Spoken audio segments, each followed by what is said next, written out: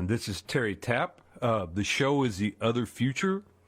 I have the show every other Thursday from 9 a.m. to 10 a.m. And the point of the show is to look at those elements in our society, people doing actions in our society that are kind of shadowed out of the media right now. You know, we have traditions of radicals, radical artists, people making alternative energy decisions, alternative technologies, and we don't see that. We see the ghoul show in the media and what continues to look like an ongoing collapse. So I kind of think of the show as if you were looking for people bringing you past life regression. These are like the future life progression people that bring to us maybe a better tomorrow. And so on that note, this week my guest is artist Seth Tobocman. Seth Tobocman was one of the founding editors of World War III Illustrated.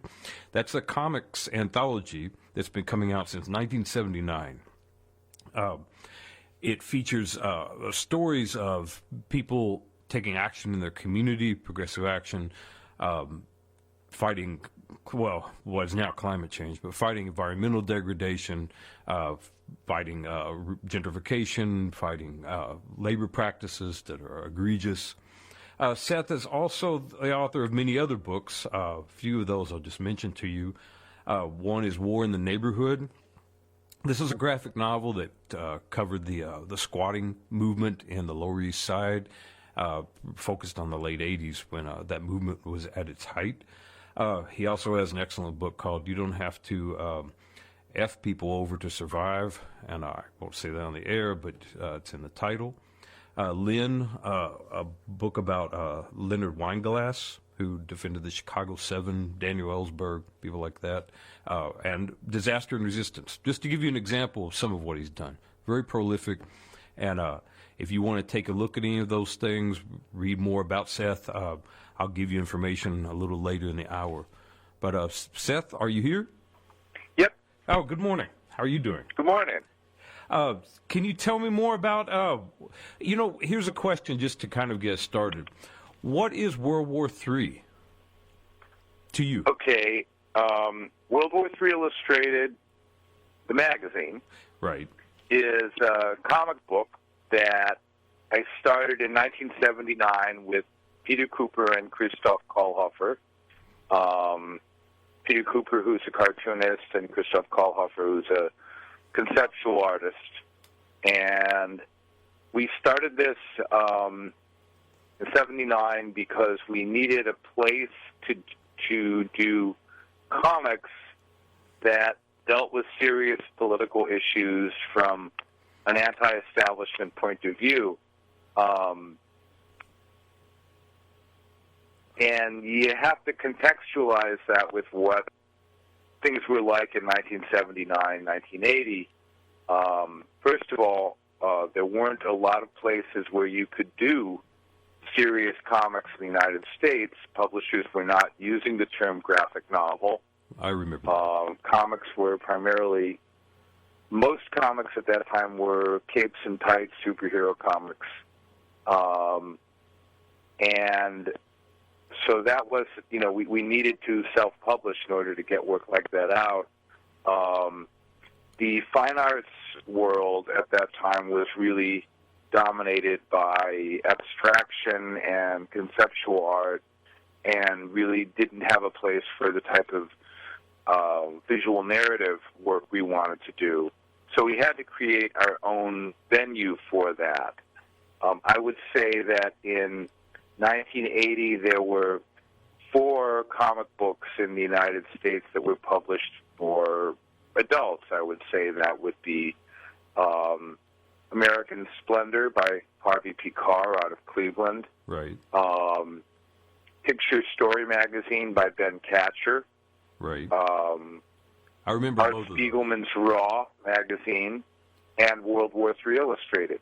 That was it. There were, a whole bunch of, today there's a whole section of any bookstore that are graphic novels that deal with serious issues in comic book form, but that was not being done that much at that time.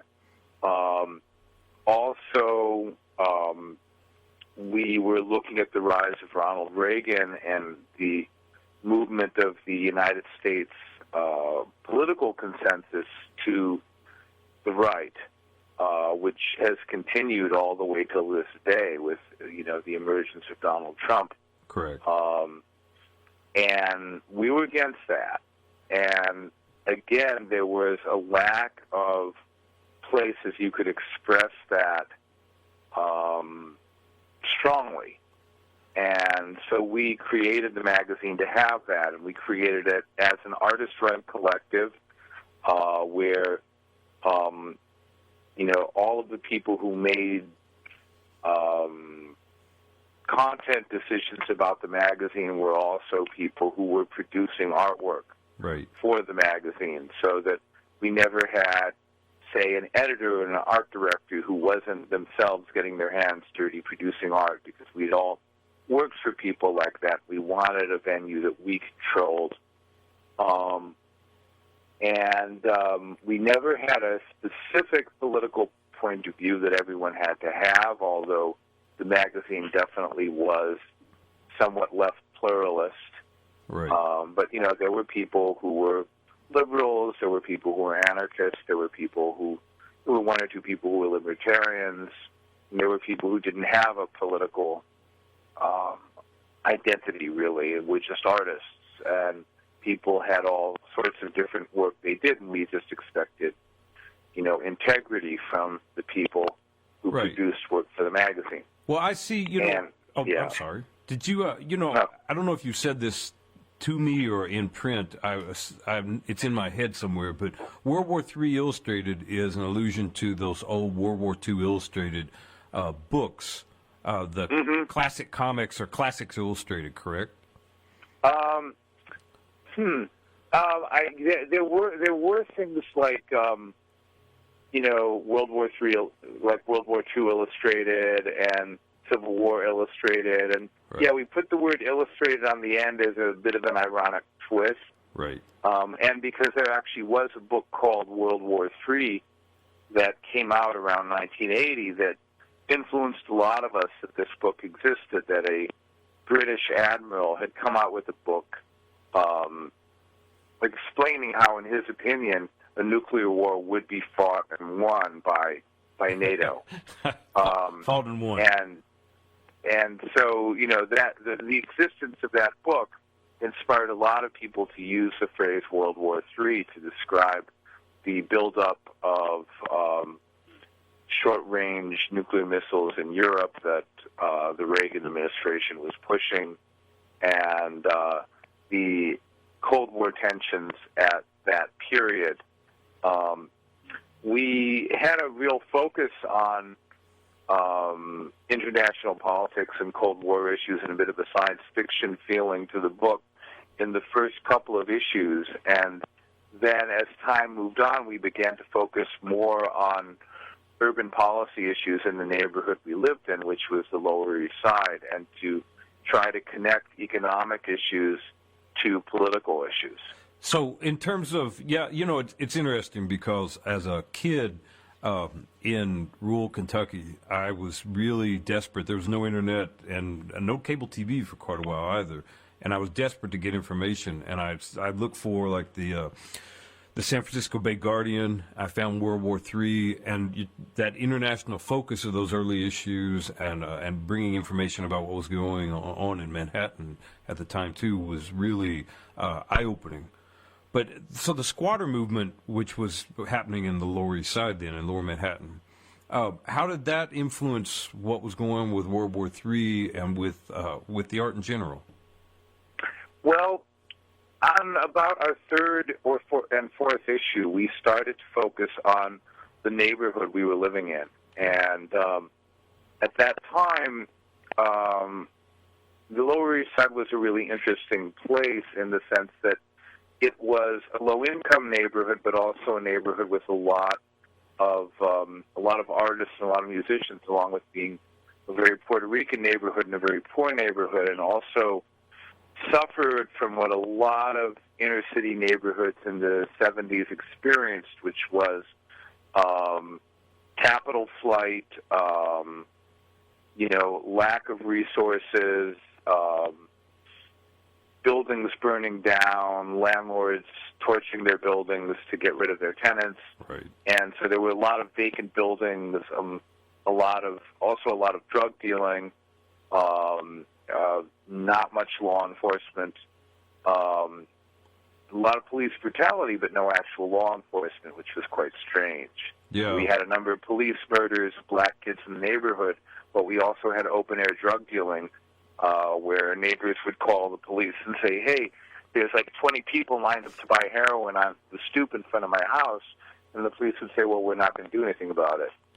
So that was the atmosphere of the Lower East Side at that time. What do you see about that? I mean, what does that mean to you? Not mean to you personally, but ideologically, or as an observation at least, when you see that kind of police brutality and no enforcement. I mean, do you see that as part of a pre-gentrification plan? That was part of, I think, the decision that they didn't care about people in this neighborhood and that they were willing to see it go to pieces. Okay. And an abandonment by the government of the inner cities, which happened all over the United States at that time. And I think that was because largely, these were communities of color, and the government didn't care what happened in those communities. And,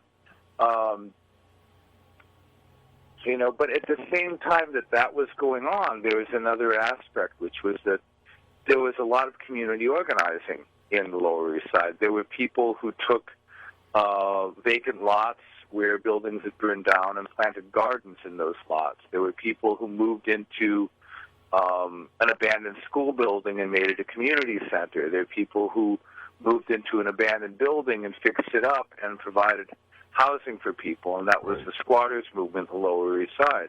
And you were part of that as a resident. Correct? Well, I mean, I was a rent-stabilized tenant, right. And I was part of a tenants committee on 3rd Street that was fighting our landlord to keep our home. And Eric Drucker, another World War III artist, was also a tenant organizer. Right. Eric Drucker and Paula Hewitt, when I met them, were part of a group called Angry NoHo Tenants, or ANTS, and because their landlord was called NoHo Real Estate. Right. And then people began to fix up the abandoned buildings, and a movement developed around that. And we were approached by those people. They said, well, we've seen you doing this artwork and this political artwork, and we would really like you to do posters for what we're doing. And then doing posters led to, well, if you're going to do a poster for the demonstration, will you help us organize the demonstration? Well, if you'll help us organize the demonstration, would you like to move into a space in this building we're developing and work on fixing up this space? And so I became more and more involved in the squatters movement, and there were a number of cartoonists who were part of the squatters movement in the Lower East Side, not only myself, but also Paula Hewitt, Siobhan, Lawrence Vanabima, Mac McGill, Aaron Sinofit, all sorts of cartoonists who participated in that movement. And that became some of the content of the magazine. And we felt really strongly that there had to be activism that was connected to the art we were doing, and there had to be, you can't just talk about a problem, you have to have solutions, you have to have ways of addressing it. We felt the squatter movement was one of the most direct ways of addressing it, right. that it involved people taking action themselves rather than waiting for the government to do that, right. People would move into these abandoned buildings, fix them up, make housing for themselves, and then they had to defend their claims against the city, who said, well, you don't have a lease for that space, and we would like to sell that building to developers, so we would like you out of there. And so that struggle became a way of sort of taking the politics that were expressed in the magazine and making them a little more real. That's one thing that really attracted me to World War III is that, it's not dilettantic in that observer status, where there's a comment coming through the artwork of an ideology, but there's actually no involvement and nothing risked, which is trouble. I felt that was a very important thing, that there's a notion in mainstream journalism that a journalist is objective or they're separate from their content, and that's what makes them legitimate. Right. And we felt the opposite. We felt that what made an artist legitimate was their actual involvement in the thing that they're talking about, that they had some skin in the game. Yeah, I completely agree with that. I think you've always got an involvement. And if you appear to have no involvement, then your involvement is that of the status quo.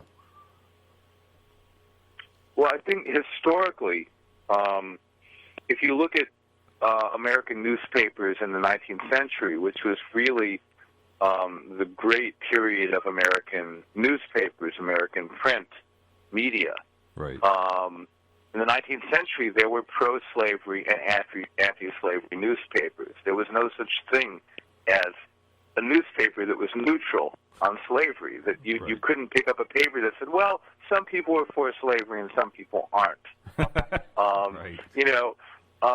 It's kind of weird to imagine the debates of the 19th century had they been conducted by news media we have, and how people would keep trying to avoid having an opinion on something like that. But that, and the notion of a neutral news media was really developed as you started to have more advertising.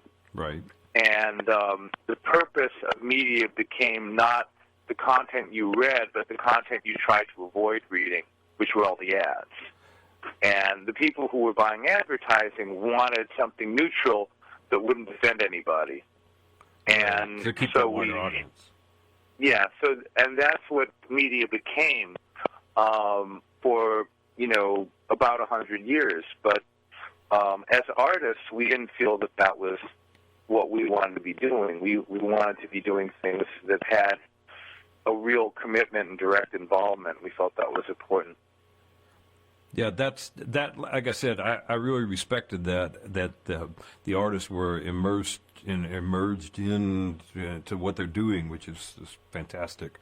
So, and I read in War in the Neighborhood, which now is also in French. This is another development. I think is there any other language that the book is in? Yeah, it's just been published in France by a company called CMDE in France, who are translating a lot of my work into French.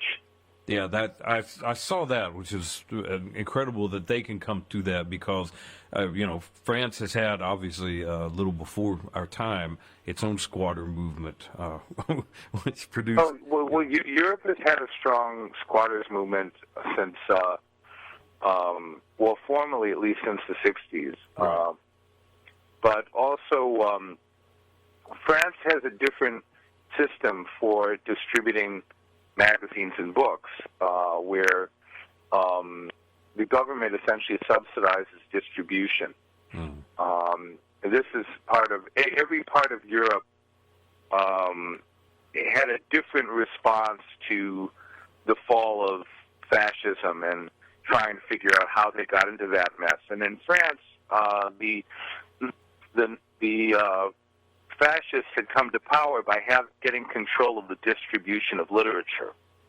I didn't know. And so they said, okay, anything that's published in French has to automatically have distribution available to it, regardless of point of view. So you're referring to the Vichy government under the Nazis? Yeah, okay. Yeah. The Vichy government under the Nazis came to power because people had control. A few people got control of the distribution of literature in France. Right. And they were therefore able to, get their point of view out and keep other people's point of view from getting out. So after World War II, the new government that was set up, the anti-Nazi government that was set up, said, okay, distribution of books and magazines has to be a service like the post office that everybody can get. And so you had a much broader variety of printed literature in France than you would say in the United States, available everywhere. So you had the development of really the most dynamic comic book industry in the world in France after World War II, except possibly for Japan. But really some of the most interesting comics have come out of France. Right. Some of the most interesting artists, and I'm fortunate now that my work is being translated into French and sold and distributed there. Right. That to me, as not only a person, an artist who makes comics, but just a visual artist in general, those French, Italian, and Spanish comics coming out of the 60s, 70s, and early 80s really influenced me. And the themes were so wide open. I didn't realize they had that subsidy from the government. Well, I didn't either. I just thought, well, French people are much more sophisticated or some kind of racial notion. And later I realized, well, no, actually, there are plenty of people just as sophisticated here. They just can't get their stuff out. Yeah, I actually was working. I got back from Paris a couple of years ago, and I was working in Manhattan at a tattoo shop, a very old tattoo shop at the time, in the Lower East Side, or East Village, when I would divide that. And I got back, my first appointment was a guy who was living about an hour north of Paris. And I told the owner, I said, the kiosks are so much better over there, like the magazines offered. And he said, well, because Americans are dumb. And I said, well, it's a lot of it is that we're worried about health care, we're worried about our jobs, we're worried about our crummy government, we're worried about all the deregulation and fighting everything on every level all the time. So this gentleman comes in, he's an animator. I was working on this tattoo, and I said, the kiosks are so much better over there. And I went to comic shops, and he goes, of course. He goes, we don't have to worry about health care. And he repeated almost verbatim a lot of my list to this guy. So, I had the same thing, especially growing up in Kentucky. I thought we're just dumb. I didn't realize, that there's all this assistance and not appearing to be a clod that we... Well, sure. I mean, look, they're making education so expensive in this country that, I'm teaching at a college right now, and nothing against them, but, most of my students are coming from other countries because that's who can afford the educational system here. Yeah. We Americans can't afford an education in the United States. Yeah, that brings up an interesting point. Where do you see? You were making art as Reagan came into office, and you got just a few years on me, so I was making art right after that, and I know what was happening at the time in this country, and I know what was happening with art.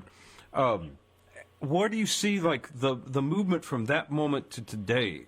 My daughter, she's 17, and she's catching up. She's reading a lot of things and catching up, looking at where our country was, and globe. I don't want to make those kind of nationalistic separations, but in just terms of focus, looking at where the country was 20 years ago, 30 years ago, 50 years ago, and to see these developments from her eyes is fascinating to me. So to hear you, which I'm going to give you time to speak on it, but where do you see art and activism? Talk a little about where things have gone or are going in your eyes from 1979. Okay, I would say, I remember growing up in a world where people said the Beatles aren't music. Right. Comic books aren't art. Art can't deal with politics. And there was a real closeness and limitation that isn't there now. That there's a certain sense in which a cultural shift has happened where there's a more open discussion among some parts of the society. I remember being in a peace group in my college that was 4 people. Right. That was just 1979, 1980 was a very conservative period. And there's certainly a lot more activism on both the right and the left now. and a lot more open discussion. But it's important to realize why we have more discussion, and that's because reactionary forces, the right, have gotten their way for 30, 40 years at this point. And so they said, oh, the United States should never have left Vietnam. That was the Vietnam syndrome. You know, we were convinced that we shouldn't defend the world. No, we should go out and fight wars all over the world. And so they invaded Grenada, which was the smallest country they could find, and they could win the war overnight. Yeah. And convince people, hey, the United States can invade other countries. So, okay, they got their way. We got over the Vietnam syndrome, and we've now had the longest war in American history in Afghanistan and Iraq. Right. And we're completely bogged down in Afghanistan and Iraq. Nobody seems to be able to get out of there. They got their way. The conservatives got what they wanted. We have it. We have a world built by them. They said we need to deregulate the economy. There are too many regulations. FDR limited our economy. We need real capitalism in America. Okay. We deregulated the economy. We smashed the unions. And now we have the financial crisis of 10 years ago with the mortgage crisis.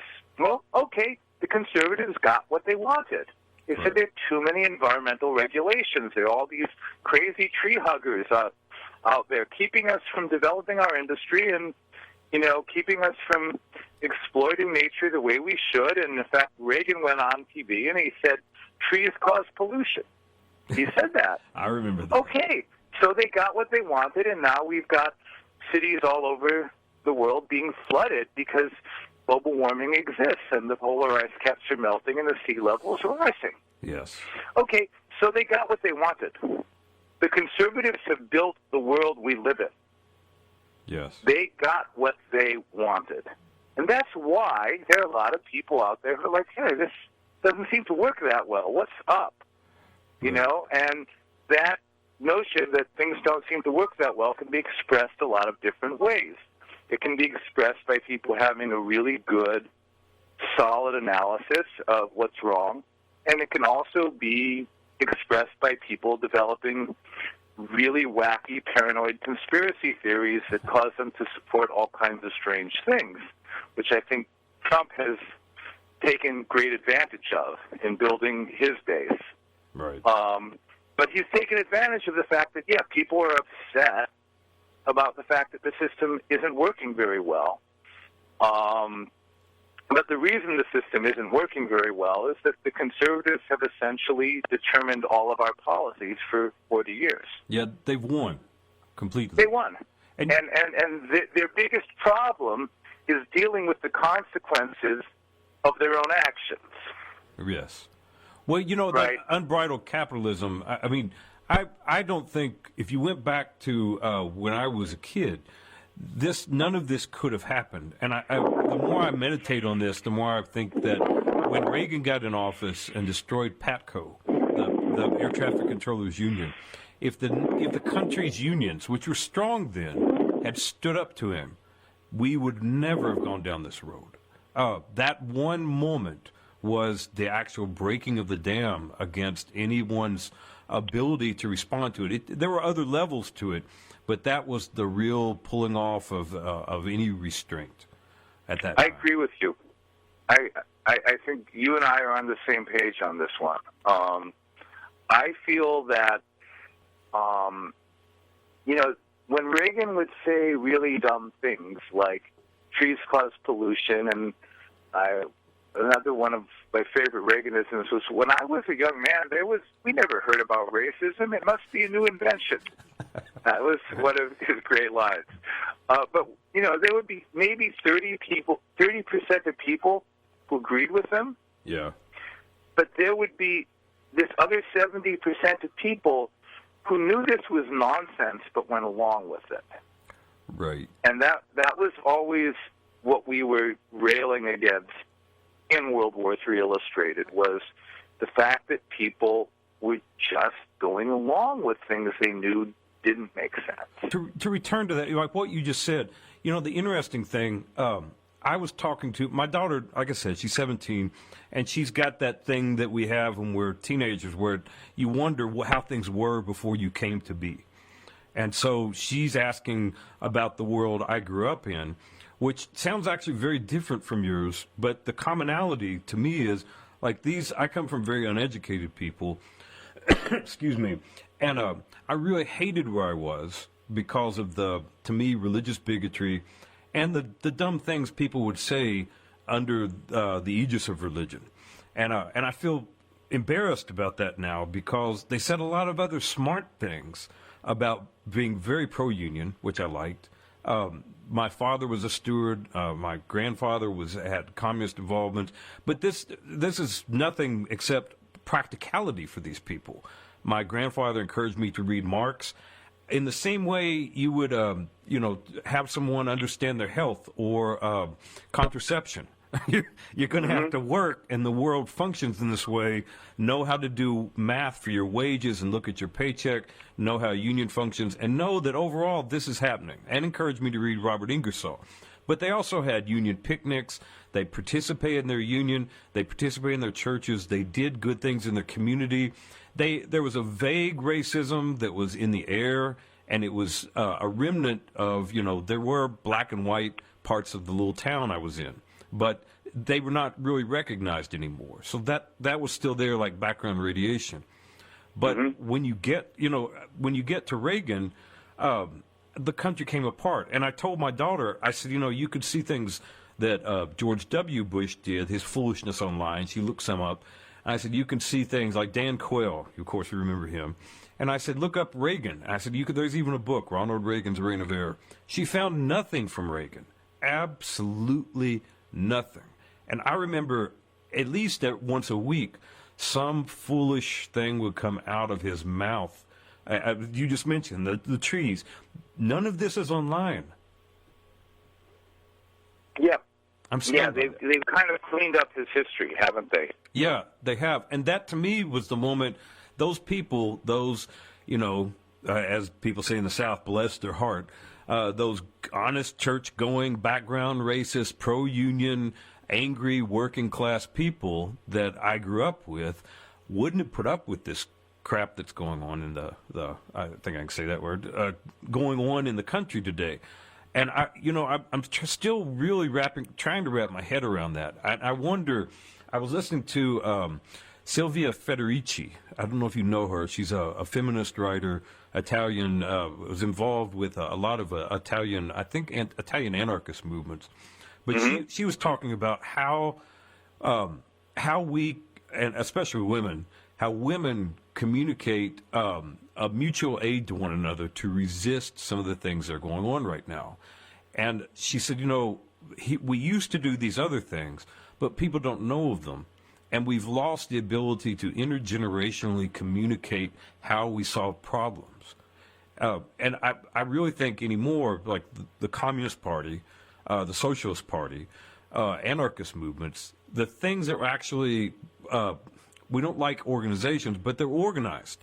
And they had political stability. And that meant that your 17-year-old daughter already knew all the stuff from the book that she's going to have to do. And your son, who's now, he's 10, he's already seeing how his union behaves and how he votes and how he gets to the street and how he helps his community. These are just my thoughts on it, but it's a problem I'm worried about and wondering over. And you got, like I said, just a few steps behind me seeing that rise up, and a country before that from a different, cultural perspective, geographical perspective. Yeah. What did you see going on in New York City at the time? Okay, I grew up in Cleveland. I should say this. I didn't grow up in New York City. I didn't know that. Eric Drucker grew up in New York City. I grew up in Cleveland, and my parents were middle class, although they were people who came into the middle class. My mother actually grew up in a street called Kinsman, which was then and still is now a pretty desolate part of Cleveland. But I grew up in Cleveland Heights, so she'd moved up in the world and believed that I should be absolutely happy about everything in my environment because it was so much better than how she grew up.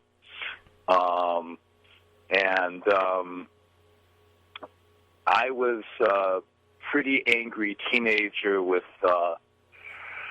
a lot of issues with other kids, got into a lot of fights, was a target of some kind of hatred that I could never quite understand while I was living there. And actually, what was that? Came to the Lower East Side and found a much more of a sense of community here than I had there. Why do you feel you were the target of anger there? What do you think was? Because I got the shit kicked out of me every time I walked out the front door, which is weird because that was supposed to be a safe neighborhood, whereas the Lower East Side was supposed to be a dangerous neighborhood. But I actually experienced more violence as a kid growing up in Cleveland Heights than I did as an adult living in the Lower East Side of New York. What so prompted explain that? I don't know. Oh, well, I thought you were saying that there was some specific thing that was causing that, that was bringing that, other than just, the state of the neighborhood, basically, the state of the culture in Cleveland. I mean, go ahead. That was enough for me that that alienated me. Sure, of course. And when I got out of high school, I got out of Cleveland like a bat out of hell. Right. And felt I fit in a lot more in the Lower East Side of Manhattan.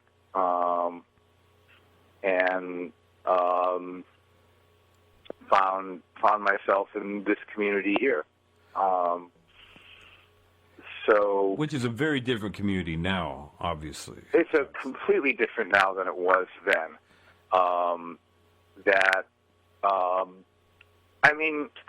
New York City was an interesting place in the 70s and 80s because, the Lower East Side was a poor community. Harlem was a poor community, but Harlem was a lot different than, say, Huff in Cleveland. Right.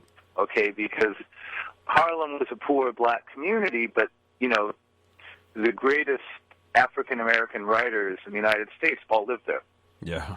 Right. The greatest jazz musicians all lived there. It was a poor community, but there was also this other aspect, whereas you wouldn't necessarily say that about Huff in Cleveland, The Lower East Side was a completely broken down community with, a lot of difficulties, a lot of drug dealing, a lot of, landlord arson,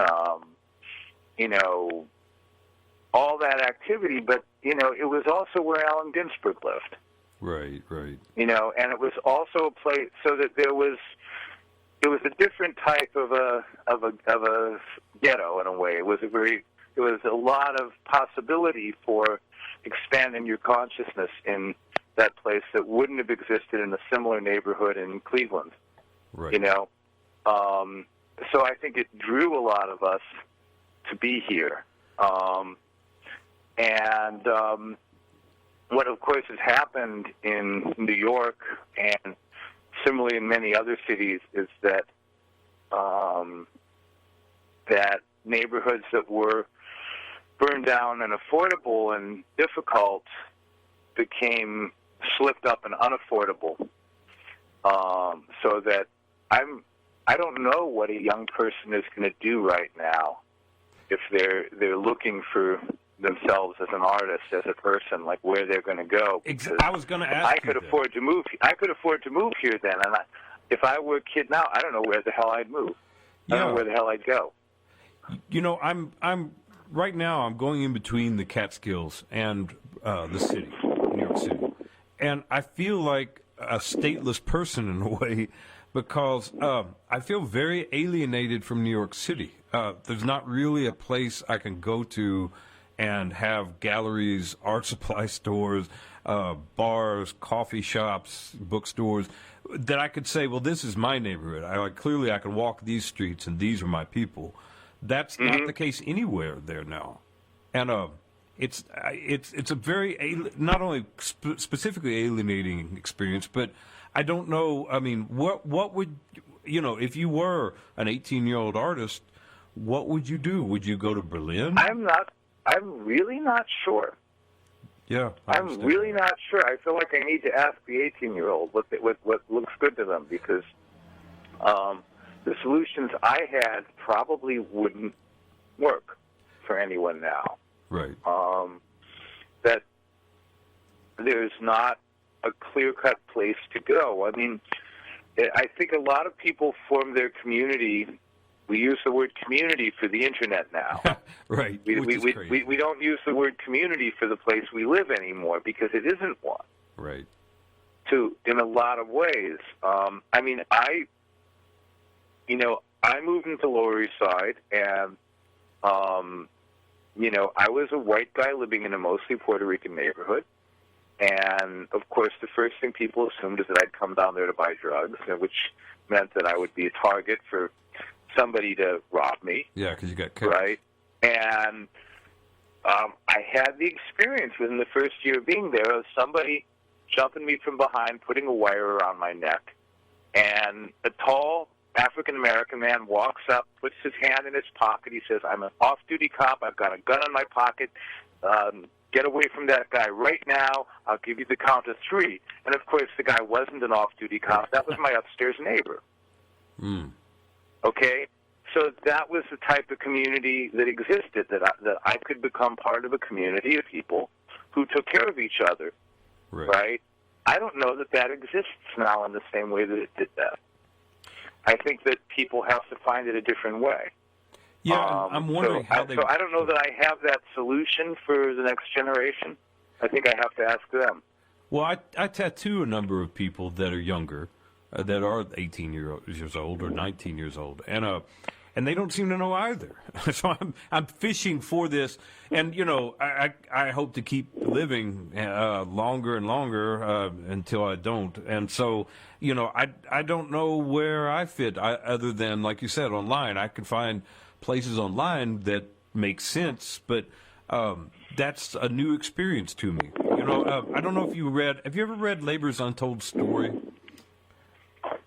No, I haven't. It's probably one of the best books on American history I've ever read. It has an interesting history, which I'll say, and I'll tell you why I bring it up. It was commissioned by United Electrical Workers in Pittsburgh.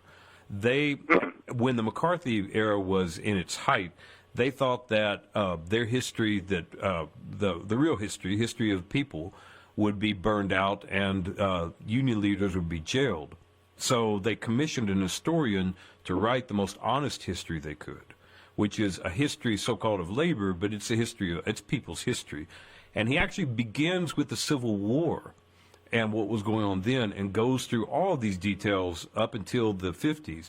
But he has an incident what's actually in Cleveland. He has an incident in Cleveland that he lived through, and he wanted to relate as not simply an historian, but as a person. And he said his best friend, or a good friend of his, was a cabinet maker in the late 20s. He's in Cleveland. He's working in these cabinets. He has a good job.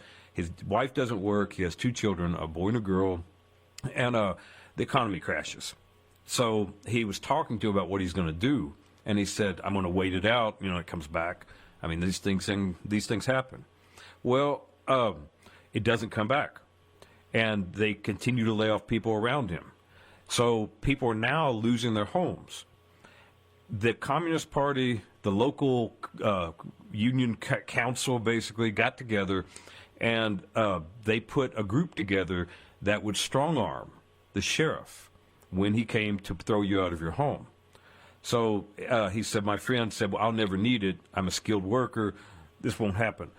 Excuse me. And so he eventually loses his savings. His daughter marries and leaves so she can get out of this depressing, horrible, stressful household.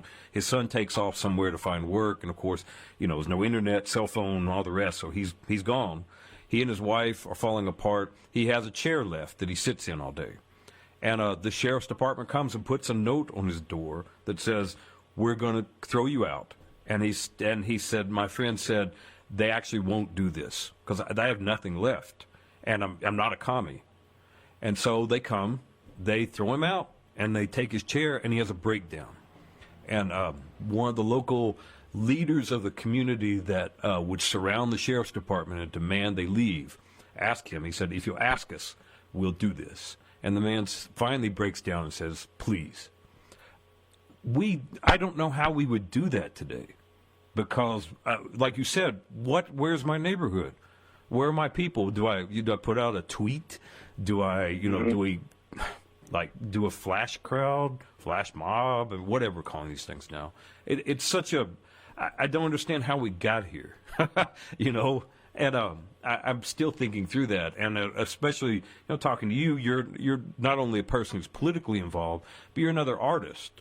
And artists, to me, kind of inherently reflect a community, if that makes sense. Well, it's funny that you told that story because my uncle actually, when he was a teenager, used to break people back into their houses they were thrown out of during the Depression.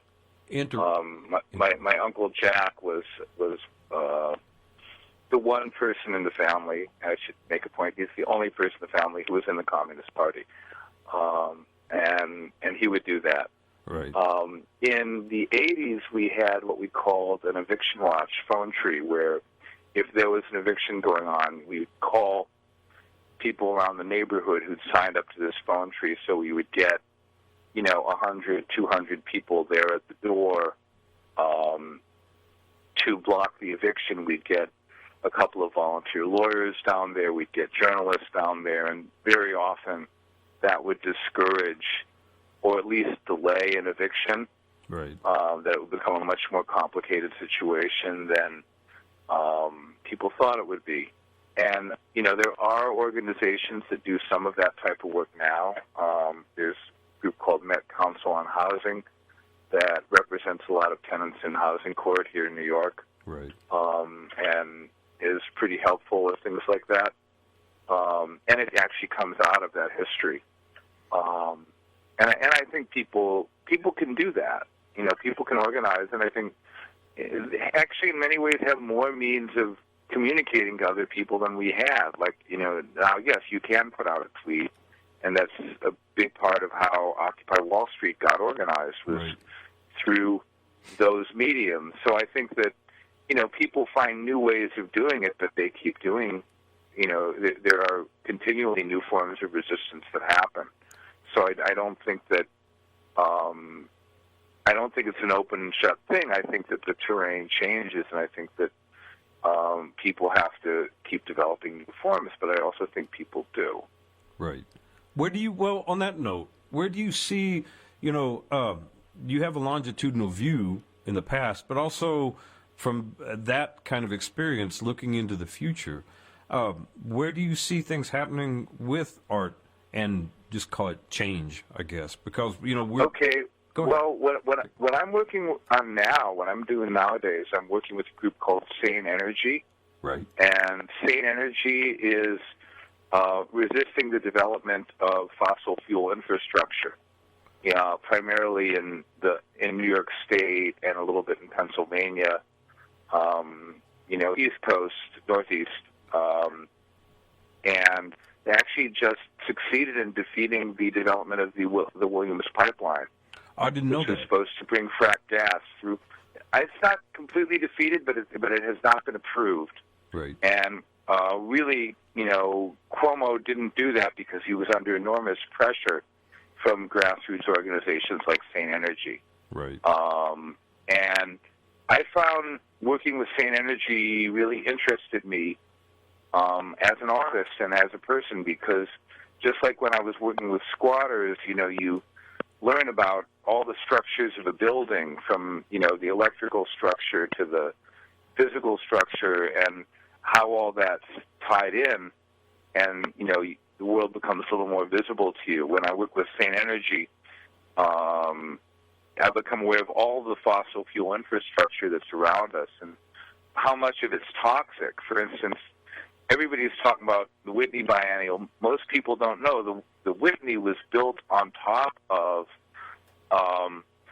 a very dangerous and explosive gas pipeline bringing gas into New York City. It was built right. The new Whitney building was built right on top of it. Why is that? It's insane. because they want to make this invisible to people. They want to normalize it. They don't want people to think about it. Right. So on the one hand, you'll have certain types of facilities that are located in very low-income communities, the facilities that are obviously toxic and smell bad, and people realize, what the hell am I doing living next to this thing? But they also have facilities that are kind of hidden in plain sight. For instance, when we were in Philly, we were going around Philly looking at the different structures that existed, and there was this one area where there were a series of gas storage bins, like huge silos. And in the middle of this area with these huge silos, there was this beautiful AstroTurf baseball field that, had a sign saying it had been funded by a combination of the gas company and the local baseball team. Right. And kids from all over the country who were trying to get a baseball scholarship would go there to train. And they were surrounded by these, gas tanks that are probably carcinogenic to be near them and are potentially explosive. Wow. And that this was a way of normalizing this and making it seem like it's okay to have all this explosive stuff around you. Right. And so this has been part of the development of the frack gas infrastructure in the United States in the last 10 years or so, is that this equipment is now everywhere. It's being built all over the place. And all of it is toxic, and all of it is potentially explosive. Right. They do that in Kentucky, too, in the coal industry. They have land reclamation, and then they don't really fulfill it. They basically will sort of pave over areas where you have coal debris, and near sandstone, and then put a little park in. Same thing. So I think that there's a lot of effective organization around that. And one of the interesting things about Sane Energy also is that because this infrastructure exists in lots of places, it's not enough to say, like you'll have certain well-off parts of New York State where people will very effectively say, don't build that thing next to my house. Right. But then it's going to be built somewhere else. So to effectively fight it, you have to be able to combine the people in different communities and get them on the same page about opposing this, or it'll just be moved from one side of town to the other. Right. And so that's what Sane has been working on, and I definitely, I've done a lot of artwork with them, and I found it really interesting. It got me around New York State a lot more, I'll say. It got me to a lot of communities I wouldn't normally have gone to, and gave me a much better sense of the map of New York State and what's going on. And I think that's a real hopeful movement. I think the movement against fossil fuels is going to get bigger and bigger. Yeah, that's actually, I've been writing a little piece called Apologia for Murderous Youth. And it's basically meant to be a warning about that because, these younger people, and by younger I mean 15, 12, they're terrified, as they should be. And the adults really need to listen, or I assume they're going to do whatever they have to do to confront an existential threat.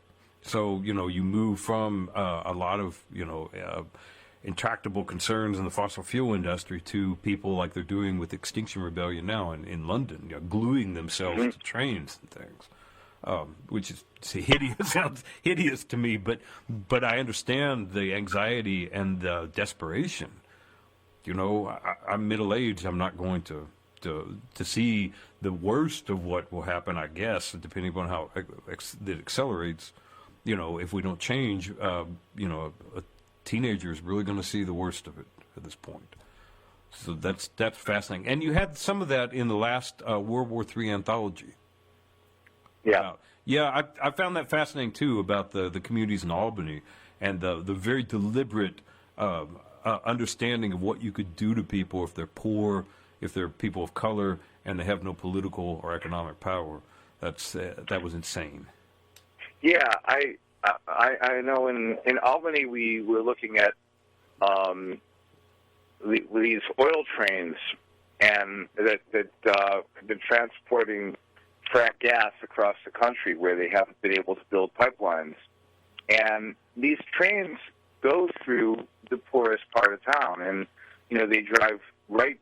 There's a line of trains full of gas and a line of gas tanks that space the playground of this public housing project in Albany, right there. And we've seen that these trains can blow up and burn down entire towns in Canada.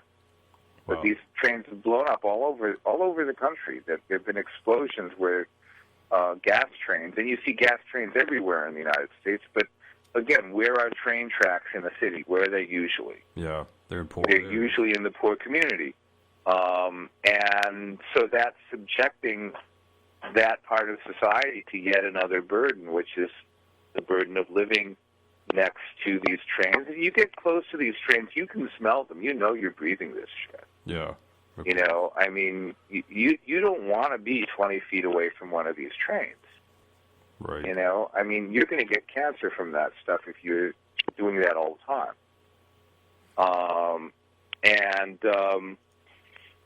So that's where that is put, and it's placed there because the people in those communities don't really get a voice in what happens there. Right. There's a race and a class dimension to all that environmental stuff. It's all structured in together, and requires people developing a whole analysis of how the system, the actual physical system we work in.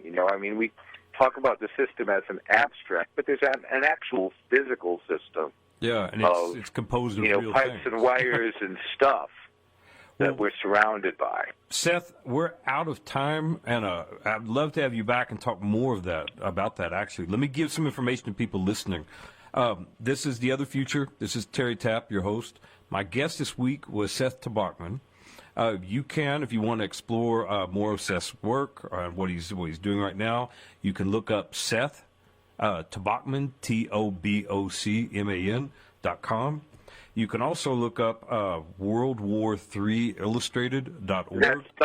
It's ww3.nyc. .nyc. It's for World War III Illustrated.